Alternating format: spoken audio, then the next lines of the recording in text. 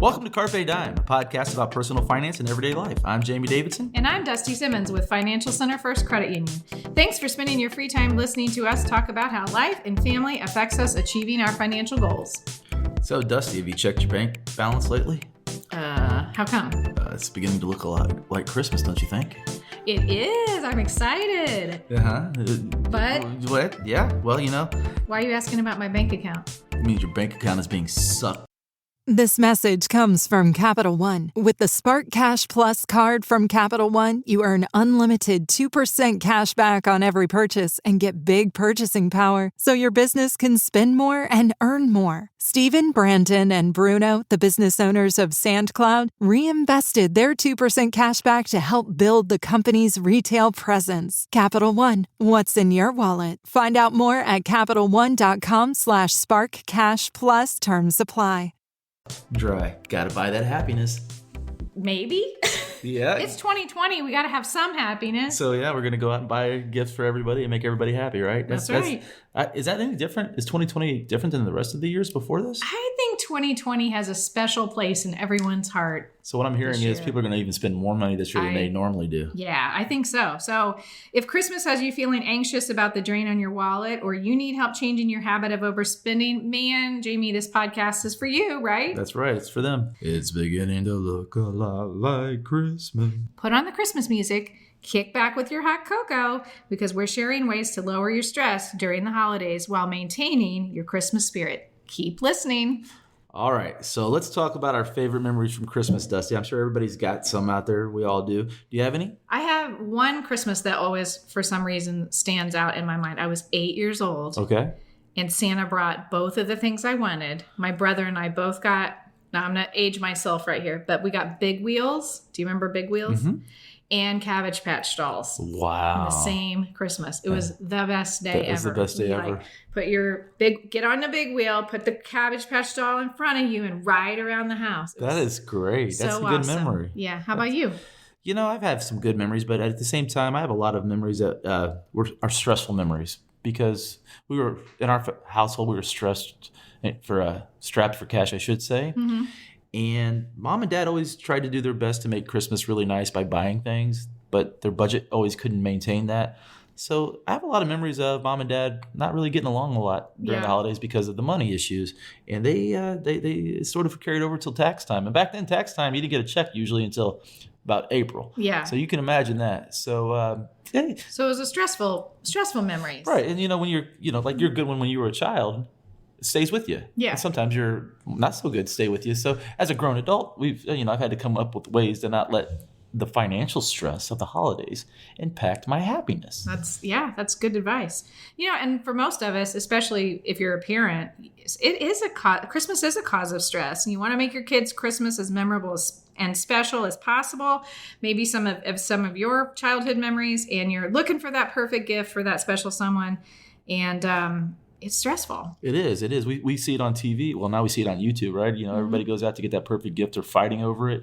Because if we don't get our child, this year it'll be the PS5. Trust me on this. If you don't get your kid the PS5, it's going to cost like almost $500. You're not a good parent. And we put that pressure on ourselves. Yeah. And as a parent, you want to make your child happy, which, back to my memories, my parents weren't doing that to not be good parents. They were doing that to make us happy, right? They wanted you to have But good memories. the end result was they were upset with each other. Mm-hmm. So that's what this podcast is all about. It's really about trying to come up with ways to remove that stress and make the holidays more cheerful. Okay. Well, let's talk about some holiday spending stats, because I think our listeners will go, yeah, this is probably me. Here comes the fact, Queen. Okay, so a recent report from Deloitte found that in 2019, U.S. households spent on average $1,500 on the holidays. Yeah, $1,500. Did you go above that, you think, or right about there, a little bit below? I'm going to be guilty of some of these things we're talking about today, but I have a feeling I probably spent more than that. Okay. So, yikes. So what else? According to the same study, 51% of shoppers buy gifts for themselves while they're doing their holiday shopping. Anybody like that? Again, we'll talk about that later. 22% of Americans find their holiday shopping leaving them in debt. Right. Yeah. And I saw that number and I was surprised by that, because I thought it might have been a little bit higher than that. I actually was surprised it wasn't higher too. Yeah. So, And then lastly, in 2019, Americans spent over $1 trillion on Christmas. Right. That's why they call it Black Friday, because a lot of retail operations, that's when they go from the red, which is debt, to black, which is meaning they're making a profit. Yeah. So they're counting on us all to go out there and spend.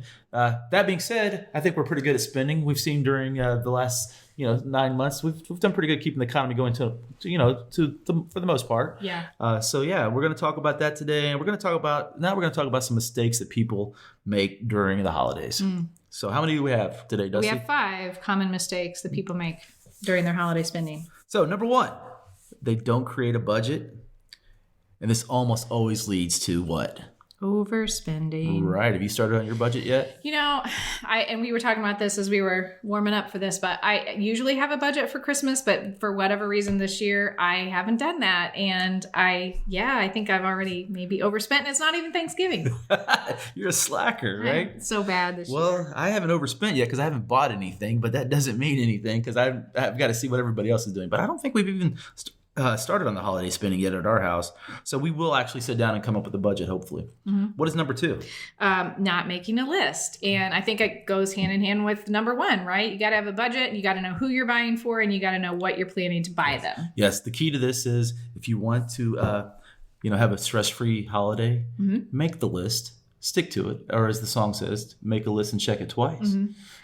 Yeah, I think this is hard too, because if you're a parent and I'm the kind of person, I want my kids to have the same number of presents to open, and it's not always, depending on the age of the kid, it's not the same budget, right? It's not the same amount of money, right? It's hard to work all that out. That's because, the girls don't really want anything now, but Finn wants a new gaming system. And you're going, well, you're not getting a gaming system, but if it, apples to apples, if we buy that, we think we have to buy that for the girls as well. Yeah. And it's a funny story. And, I have a lot of funny stories. I guess you could call them funny or disturbing, some of us might say. But my wife and I used to have, those moments of the holidays where we didn't quite get along. And it always was because she was trying to make the perfect holiday. Mm-hmm. And I was trying to stick to a budget that she had no idea was in my head. We're going to talk a little bit more about that. Communication comes back to. Communication is key to that. And one year, she thought she didn't have enough for the girls. This was before we had Finnegan.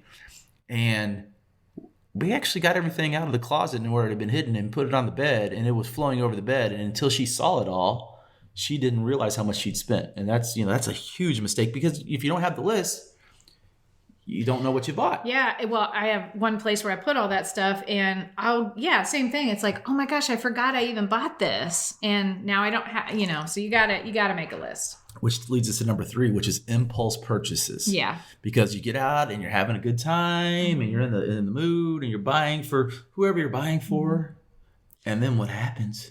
You buy something not on the list. Right. Because it's a good price, right? Yeah. I mean, I hope my kids aren't listening to this one today, but anyway, my younger daughter loves the show Friends, right? And I'm at my favorite place, Target, and they have all this really cute Friends stuff. And I'm like, oh, I have to buy this for her. She's going to love it.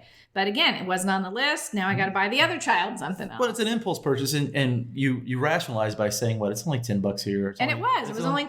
It's only $5, $10, $15, but it adds up, and it eventually adds up to the point where you put it all out on the king size bed, and it's overflowing. You're going, "Oh my God, what have we done?" Yeah. Right.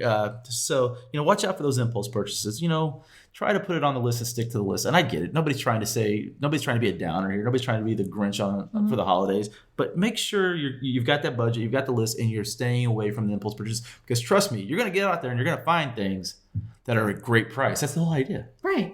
That's how the retailers get you, That's the whole idea. Well, that's why it's marketing at its best. You know all about that, Dusty. Yeah. All right. Number 4.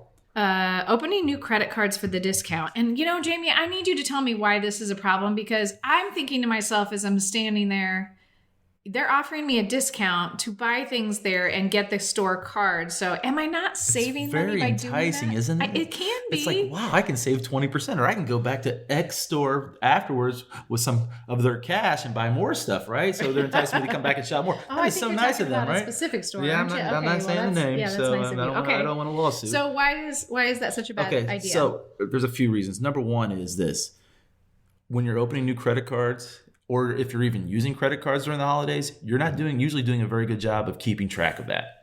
So once your credit card bills come in at the beginning of January and you didn't track all that, all of a sudden, all these new credit cards you open come in at once, and you're going, oh my goodness, what have I done? Mm-hmm. So because most likely you were basing you're shopping on your bank balance.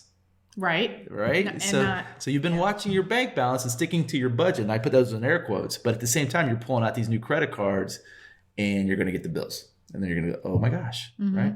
Number two, the other part of that is every time you apply for new credit cards, you're actually going to have a negative impact on your credit score. Your credit score is going to come down. Right.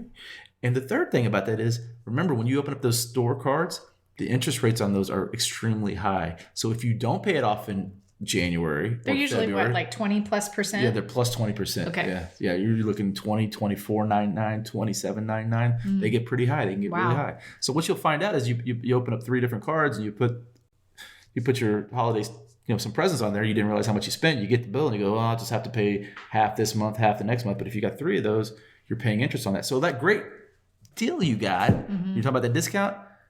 Well, you just paid more for it because you paid more than you would have if you just used your bank card. Got it.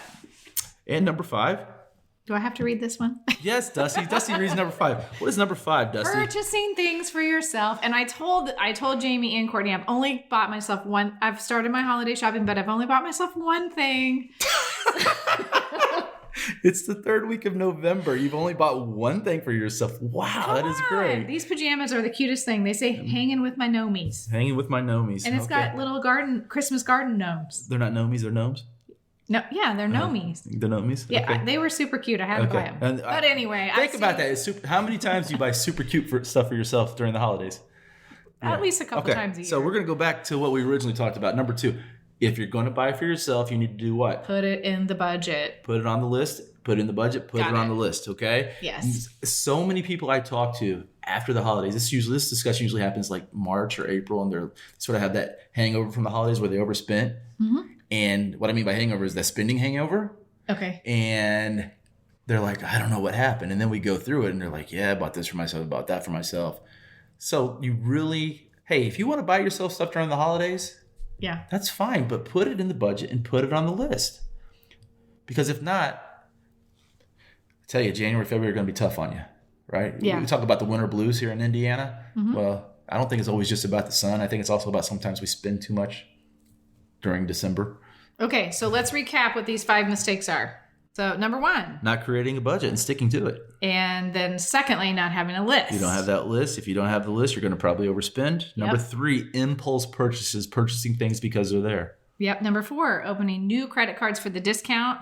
And number 5, purchasing things for yourself. Okay. Because that's what the holidays are all about, right? So, yeah, exactly.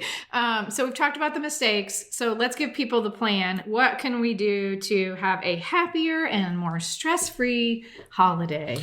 Okay, well, we have 5 of those as well. It's the magic number today. Okay. So 5 golden rings. Okay. There you go, 5 golden rings. So number 1, Okay. It goes sort of back to what we talked about earlier, but it's about having a realistic budget. So you need to have a realistic budget. Yeah, and I like this point, but please share with me, as a regular individual, what is a realistic budget? Well, all the studies I've read says you want to try to stick to about 1% of your income. Okay. So 1% of whatever my salary is, that's how much so what if I'm in a dual income household? Should we really spend 1% of our combined income on Christmas?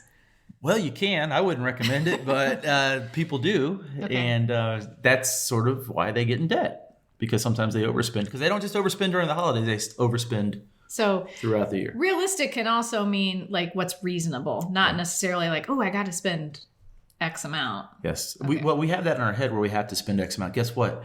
If you come in under budget for the holidays, it's a good thing. Woo, good for you. You can come in under budget.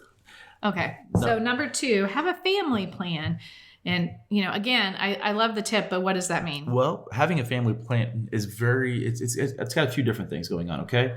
Number 1, I think about my family, where I used to get upset with my wife, my spouse, because she overspent, but I didn't share the plan with her. So how could she know what the budget and the plan is if I don't talk to her about it, right? So I had to get. Because you might be on different pages about what that plan is. Yeah, her holiday plan and my holiday plan are 2 different things. If we don't talk about it, right, we're never going to see eye to eye on that. I think that's what happened probably with my parents. Probably, repeating that, right? The pattern, yeah. Yeah. The other thing is have the family plan with the extended family, the grandparents. I love this tip. The uncles, the aunts, the cousins, the nieces, nephews. Sit down. You're coming up on Thanksgiving. I know it might be a little different this year, but you're still going to communicate.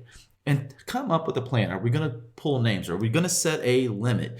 Create a new family thing. We all do the white elephant gift parties, and we actually like those. Those are really fun. And maybe that's what you want to do with family. Just come up with a plan you can all agree on, because we all have that one family member that's going to outdo us, and the rest of us don't feel great about that, right? And we know those people. Dusty, are you that person? I'm not, You're not? but I have a family member who is. Yes. So Yeah, here we go again, right? yeah. So number 3, create the list. Yep. And I think you mentioned something. This is a really cool idea. It's an app called Santa's Bag. Yep. There's an app out there called Santa's Bag, and we're going to talk about apps here in a minute as well, about more of those, about how to save money. But yeah, Santa's Bag's great because it's on your phone. You put it on there, and you can actually create the list on your phone for everybody you're purchasing for. Yeah. And you can, we always have our phones. It's time to use it for something good, right? So, hey, I know what I'm spending and where I'm spending it at. Yeah. Create that list. Check it twice, take it with you. It's just like going to the grocery store. If you're going out for the holiday shopping, have the list, because if not, you will stray. And it's not that you're straying because you're not trying to screw up. I mean, you're trying to be happy, right? You're trying to do things, buy things for people to bring happiness. Right. Well, if doing that leads to you being depressed after the holidays because you overspent, maybe you need to do this. Now, see, I'm old school. I just put it in the notes section of my phone, and I will add things to it as the girls find stuff they like or whatever. And then if I buy it, I will put in there I got this, and I'll put the amount that I Very spent. good. Well, that's a good strategy to have. At least I know what I bought then, because I've had that issue where it's oh crap, I forgot I bought this. Yes. So number 3 is create a list. Okay. You stick to that list, check it twice, right? Number 4, money saving strategies and apps. And okay, so there's 2 ideas there. There's money saving strategies, and then there's apps. So you want to talk about both? Yeah, I'll use a money saving strategy, a great one that we use at our house. We used to, like I said, we have a struggle staying in the budget, and it always didn't lead to happiness during the holidays. And then one year we implemented the envelope method. Yeah, I've always loved that you talk about this. And so It's a great idea. We set the money goal for the year. We then pulled out envelopes with each kid's name on it, put the cash in there. So you actually save for Christmas all year long in your Christmas Club account. Which is another strategy. And then you take the money out and you physically put the cash in the envelopes. So that's another strategy, yes. So we actually set up a special savings account that we will be saving towards the holiday spending. So when we get to the holidays, the money's already there and saved up and ready to go. Okay, so can I ask, so whatever money that you save in that account, is that your entire Christmas budget, or is that just your Christmas budget for your kids? Well, that sort of goes back to the last one too, it goes back, they all sort of interconnect, right? Mm-hmm. Here's a big mistake a lot of people make. You've got to think about this. Holidays isn't just purchasing presents. It's also having people over for dinner. It's also going out for dinners. Buying your Christmas cards. Buying cards. You got to get the picture of the family, put it on the Christmas card. You got to send it out. So decorations for the house. Decorations for your house. Donations that you make. See, there you go. Yeah, you got to. There's all kinds of stuff. Get the bell ringers out there. You got to make sure you put that money in there. So yeah, that's part of it too. You've got to add all that in there, right? So money saving strategy with us. We created the envelopes, each child's name, parents. Put the money in there and use that. And I tell you what, the first year we did it, we actually went out, midway through to have a conversation and, have an appetizer, and asked how it was going. Because she does the majority of the holiday shopping. That's what she likes to do. I'm the guy that waits till about 2 weeks before, and then I go out and buy, because I want to participate. I want to be in the mood. No, I want to be in the mood. I don't get in the mood. I'm not in the mood right now. I won't be in the mood until about a week or two before holidays. I'm not the guy that waits till Christmas Eve, though. So I just want to put that out there. Don't be that guy. I don't buy stuff just to buy stuff. So, but I asked her, and she said this is great because she's able to keep score. Not only does she do that, she's able to write down on the envelope what she purchased, how much it was, keep subtracting from the total, puts the receipts in the envelope. So if you've got a picky child, at the end, you give them their envelope. There's all the receipts. If they don't like it, they can take it back and get all the cash. I got a 14-year-old. I know how that works. Exactly. Yeah, you're learning. Learning, right? So I think it's a great strategy. Now, we talked about other ways to save money. There are so many apps out there now that you can put on your phone to save money that are great. One is Flip. Okay, FLIPP, right? Yep, FLIPP. We actually use this all the time. It actually has the flyers that come out, the advertisements. Oh, okay. So don't go out and buy the paper. You can get it all on this Flip app. Right. Yeah. Okay. So, which we used to go out and get the paper and circle and go through the ads, and on Thanksgiving Day that's $5. But now we just go to Flip and it's right there, and we can look up every ad, what we're looking for. We can actually highlight it and then put it on our list. Flip's a great one. We talked about Santa's Bag. Santa's Bag's a good one. One that I love to use is Brad's discounts. Brad's is great because people actually post the deals they found, and I've used it numerous times, and I've never found things cheaper than when I find them on Brad's. And it's usually from the manufacturer. Oh, So you're getting it from the manufacturer. You're not going to a generic website and somebody's posted it. So it's a great one. what about comparison shopping? Like when you're out and you find a deal and you're like, I don't want to go to this store to get this price. Pull that phone out. Look for the product you have. If you can find it cheaper, go to the merchant that you're at, and most likely they will do a price match. Yes. Okay. So always don't ever be afraid to ask for that price match. Mm-hmm. And if not, go ahead and order it on your phone and say bye. See you later. Exactly. But there's so many different strategies out there. We don't think about that. We think we have to go wait in line and get this and that and get it right now. There's so many ways. Use your phone. Use your computer. Find that out. Another one. Love Groupon. Yeah. Groupon's great. Everything you buy on Groupon's going to have a little discount to it. Great for gift experiences. I guess I never thought about that, but if you have that hard person to buy for, Groupon, get a good Groupon. Right, and give it to them, and they can go out and have a good time. Yeah. Right? I mean, I love golf. I mean, if you give me a Groupon to go play golf in the spring, I'm going to be a happy guy. Right. And another one, I know I'm going on about these, but there's so many great ones out there, honestly. So yeah, there's another one out there because it's always hard to buy for people sometimes. It can be hard. And so we usually resort back to that whole get them a gift get 'em a card. gift card. There's actually an app out there called Gift Card Granny, and you can purchase them at discounted prices. I actually am writing that down right now because my mom, she's like super hard to buy for because she buys whatever she needs. Yeah. So I mean, if you and can so buy we a get gift her card, a lot of gift cards, but are you saying like you can get gift cards at discounts? yeah, on you there? get a discount on them. Oh, So you type in what you're looking for, and it'll come up different ones that are available, and if there's a discount on them. It's a great one. I've used that before. So we have one more. we do. Okay. And number 5, get creative. And I love this one because I came from a very crafty family. All the women in my family are crafty. So I know you're going to talk about it from a different perspective, but on my side, no one loves anything more than a homemade gift. So, I have grandmas that knit or crochet or quilt. Those are the gifts that I've gotten over the years that I treasure most. Right. Mm-hmm. I maybe didn't at the time, but those are the gifts that mean the most. My mom still makes my daughters every year That's great. pajamas or something because she Wow. sews. She's But crafty. she's very crafty. She's crafty. So, Yeah. so you can make a gift or Right. you can make a gift. Give them time. A lot of time, grandparents just want time with the family. So if that means you go over to their house and you make them dinner, you have them come to your house and you make them dinner, do their yard work. do their yard work, or clean their house. A lot of times you'll say, "Oh, Grandma, I'm going to come clean your house and make you dinner." That would be the best present for them because they get time. I with would you. love that present. I mean- Who would like to get me that present? Yeah. Well, Dusty wants it for a different Honestly- reason, but the grandmas want it because they want to spend time with their grandkids. Honestly, if my kids said we're not going to get you anything, but we're going to clean the house, do the laundry, I'd be thrilled. Now, if you're a little one listening to this, it does not mean you give us the little coupons for a that you free made hug. that we never use. This means you actually say, "I'm coming to your house and I'm making you dinner and I'm going to spend time with you." Yeah, but for teenagers or, you 20-somethings who maybe don't have a lot of money, like your parents, your grandparents, what they want is time. They want time with you, and they won't Yeah. say that. And back to the other creative part, like you were talking about, I had a grandmother that knitted when I was a kid, and I got Afghans that I didn't realize how cool they were until now, and I wish I had them. Yeah. And we had another one. I have a great story here. So we had my grandparents on my mom's side. They have 5 children and 18 grandchildren and like 15 great grandchildren. And we used to go to their house and they'd sit there like the king and queen waiting for their gifts. I didn't know With a stack of gifts, right? Yes, 'Cause right. you're all We wonder where buying this stuff. idea came from, right? Where we have to buy everything.